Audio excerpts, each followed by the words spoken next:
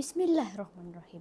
Cuba kita ta'akul dan renungi sejenak dengan inisiatif dan pendekatan baru serta inovasi dalam pelbagai bidang serta kejayaan yang dikecapi oleh anak-anak guna. Bukan saja di peringkat nasional, malahan di peringkat antarabangsa. Namun, kita tidak boleh hanya duduk dan bertepuk tangan. Sebaliknya, kita seharusnya menjadi sebahagian daripada cerita panjang kejayaan anak-anak jadi guna. Assalamualaikum warahmatullahi wabarakatuh. Salam sejahtera dan salam Sabah Maju Jaya.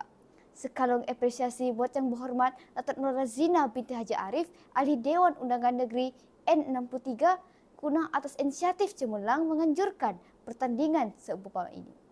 Ingin saya panjatkan kesyukuran kehadrat Ilahi atas kesempatan menyampaikan pidato yang bertajuk Guna Sejahtera Mendepani Arus Perdana.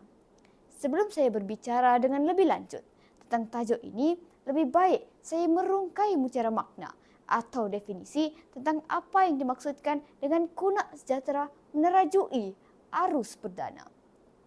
Guna merujuk kepada sebuah pekan kecil yang terletak di pantai timur Sabah dengan penduduk lebih kurang 80,000 orang dan terkenal dengan ikon 3 ekor udang.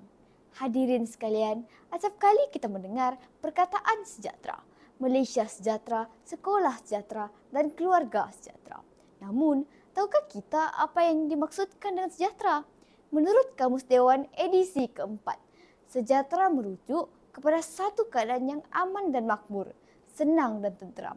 Manakala mendepani arus perdana merujuk kepada satu keadaan yang ideal bagi membangunkan sesuatu institusi atau tempat untuk mengharungi masa depan yang tidak dapat dijangka.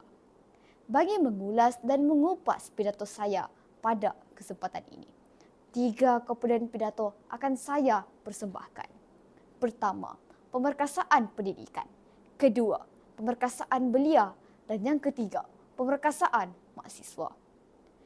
Komponen pidato saya yang pertama ialah pemerkasaan pendidikan. Melihat dari aspek pendidikan, pembukaan sekolah baru merupakan salah satu cara untuk memperkasa sektor pendidikan di daerah Kuna. Daerah Kuna hanya mempunyai 3 buah sekolah menengah untuk menampung pelajar daripada 14 buah sekolah rendah di sekitar daerah Kuna. Pembukaan sekolah baru akan mengurangkan kepadatan murid dalam kalangan 3 buah sekolah menengah ini. Sekolah dengan kepadatan tinggi akan mengakibatkan pembelajaran di kelas menjadi kurang kondusif dan akan turut menyebabkan peningkatan beban guru. Keadaan ini akan melahirkan murid yang kurang berkualiti. Impaknya, daerah Kuna akan menghadapi kekurangan tenaga kerja yang berkemahiran. Oleh itu, pembukaan sekolah baru akan menjadi solusi kepada kepadatan sekolah-sekolah di daerah Kuna. Sekolah dengan kepadatan yang rendah akan melahirkan tenaga kerja berkemahiran tinggi untuk daerah Kuna. Hadirin sekalian, aspek kedua dari komponen pertama pidato saya ialah mewujudkan satu fasiliti latihan sukan di daerah Kuna.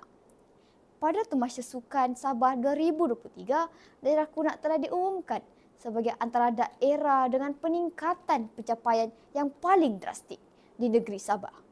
Ini juga dibuktikan dengan kemampuan Kuna melahirkan ramai atlet berkualiti. Misalnya, Muhammad Hisham bin Abdul Razak, pemenang pingat emas Tamasya Sukan Sabah bagi acara berjam lebih.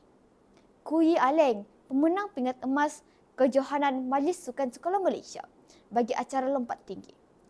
Rizan Hatam, pemain utama Sabah Rhinos. Contoh-contoh ini telah dinyatakan oleh Yang Berhormat Puan Nur Razina Arif pada ketika itu dalam ucapan beliau di Dewan Undangan Negeri Sabah pada 3 Disember 2022.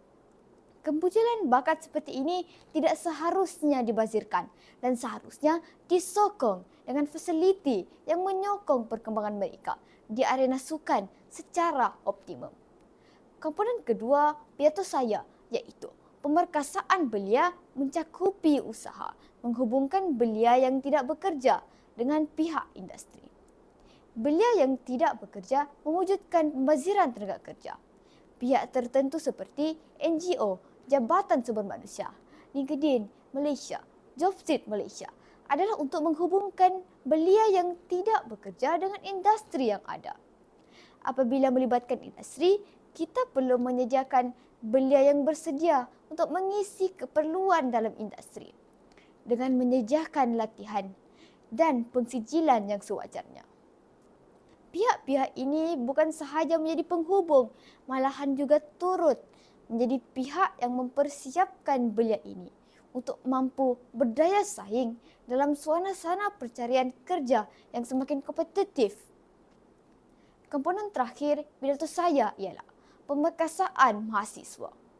Aspek pertama pemerkasaan mahasiswa ialah mewujudkan satu pangkalan data latihan industri untuk mahasiswa di daerah Kuna.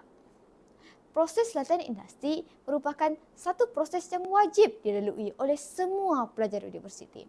Namun, isu yang utama di sini adalah kekurangan mahasiswa kita yang menjalani latihan industri di daerah Kuna.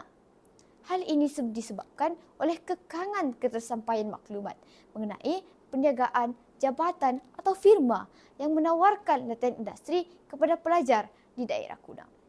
Hal ini menyebabkan mereka perlu menjalani latihan tersebut di luar daerah Kuna.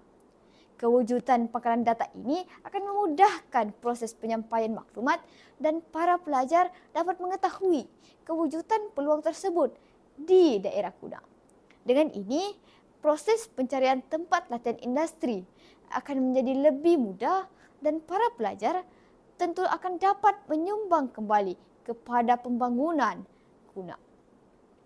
Aspek seterusnya di bawah pemerkasaan mahasiswa ialah menyediakan satu platform pertukaran pendapat dalam kalangan mahasiswa. Platform ini akan dapat menjadi satu medium untuk mahasiswa menyalurkan idea dan buah fikiran mereka secara tersusun dan efektif. Ini juga akan mampu melatih mahasiswa untuk menyampaikan buah fikiran mereka di platform yang tepat. Mahasiswa datang dari pelbagai latar belakang dan cara berfikir. Kewujudan platform ini akan membolehkan mahasiswa bertukar pendapat dan menyampaikan pendapat tersebut kepada para pemimpin. Misalnya, Persatuan Alumni Siswa Kuna telah menganjurkan Town Hall Belia Siswa yang menghimpunkan mahasiswa Kuna untuk menyampaikan pandangan kepada Yang Berhormat Ahli Dewan Undangan Negeri N63 Kuna secara langsung. Sidang pendengar sekalian, pada penghujung bicara, jelas tertera kepentingan pembangunan modal insan bukan sahaja mencakupi keputusan akademik yang cemerlang. Sebaliknya, mampu melahirkan produk modal insan yang berkualiti secara holistik. Kesemua komponen yang dinyatakan tadi harus mampu untuk bekerjasama bagi memenuhi aspirasi Kuna sejahtera mendepani arus perdana. Sebagai orang Kuna, suka untuk saya tekankan bahawa impian kita adalah untuk mewujudkan masyarakat yang cemerlang, gemilang dan terbilang. Bukannya masyarakat yang kecundang, pincang dan terbuang. Ingat, jangan biar ayam direban disambar helang. Jangan biarkan padi di tangan menjadi lalang. Mari bangkit dan berjuang ke arah Kuna sejahtera mendepani arus perdana. Sekian, terima kasih.